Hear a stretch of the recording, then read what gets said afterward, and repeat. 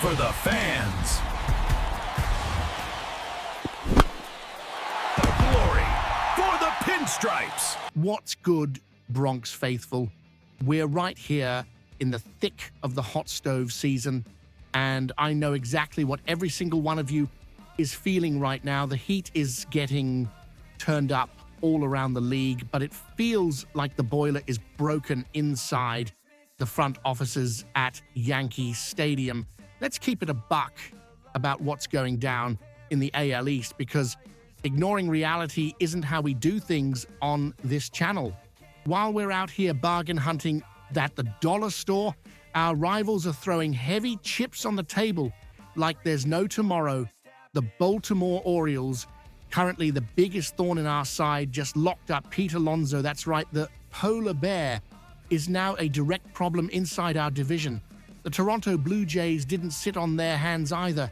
They went all in on Dylan Cease to beef up their rotation. Even the Dodgers, out in the NL, but always a hurdle for ring number 28, fortified the back end of their bullpen with Edwin Diaz. The market is bananas, the cash is flying, and the question burning in the mind of every fan rocking the pinstripes is, what about the Yankees? Where's our heavy hitter? Well, the answer is here, but it might not be the thunder you were hoping to hear. According to confirmed reports from Jack Curry of the Yes Network, an insider who we know is practically money in the bank when it comes to the team's inner workings, the Yankees finally made a move. We've signed Ahmed Rosario. I know. Take a deep breath. It ain't a blockbuster. It ain't the back page headline that shuts down NYC.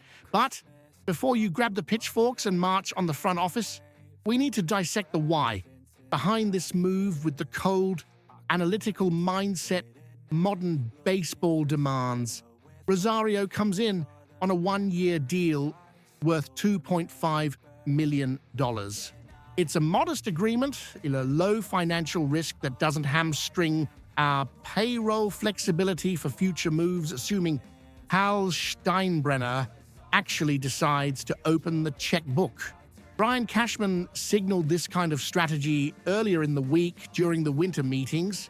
He was crystal clear when telling reporters he wanted to give Aaron Boone legitimate options to match up against left-handed pitching. And here is the crux of the analysis. Our roster, as constructed today, is heavily lefty-leaning. That creates an obvious tactical vulnerability. Opposing teams love to stack southpaws against us to neutralize our firepower at the stadium. Rosario's arrival is a direct, surgical, and cheap answer to that deficiency. He's not coming here to be the savior or the face of the franchise. He's coming to be the cog in the machine that was missing to balance the lineup. Is it frustrating seeing rivals spending hundreds of millions while we spend $2.5?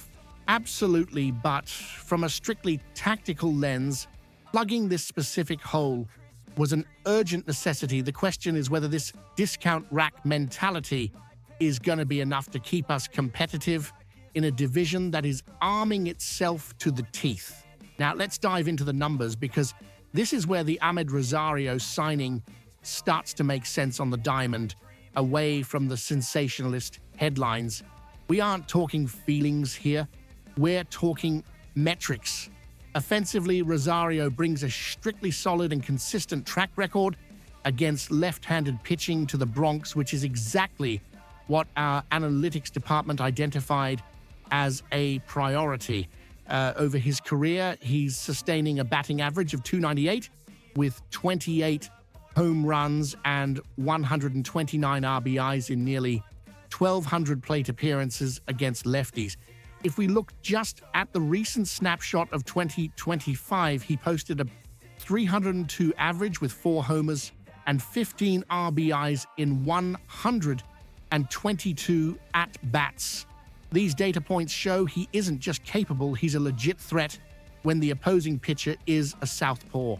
In tight games in September and October, having a righty who hits .300 in those spots can be the difference between a squeaker of a win and a frustrating L. Beyond the bat, Rosario's defensive versatility is an asset Aaron Boone loves to exploit. He isn't a one-dimensional player. Rosario can play shortstop, cover second base, handle the hot corner at third, and even get bumped to the outfield if the situation demands it. He's the classic Swiss Army knife.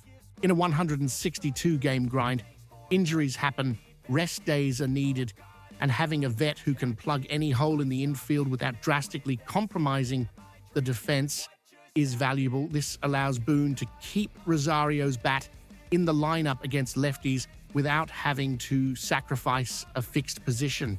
He offers depth, and depth is what wins games in the regular season when the Stars need a breather. However, we got to keep it real about the big picture.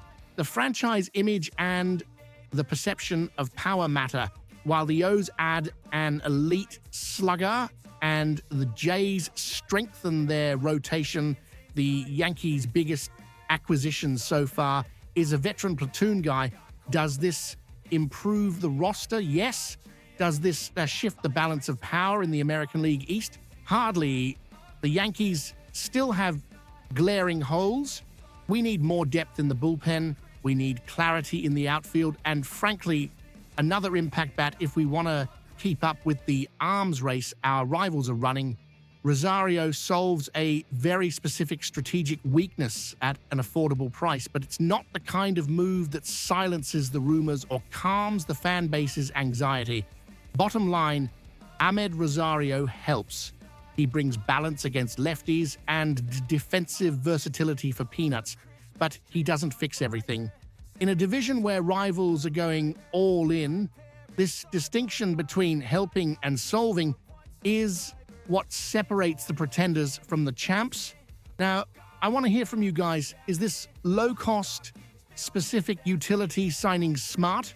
Or is it a sign that the front office is scared to spend what it takes to win? Do you trust Rosario as a key piece for 2026? Sound off in the comments below. I want to read the honest take from every single one of you. Don't forget to smash that like button and subscribe to the channel right now for tactical breakdowns and quick updates. Because if Cashman makes another move, you'll hear it here first. Let's root, but let's keep 'em honest.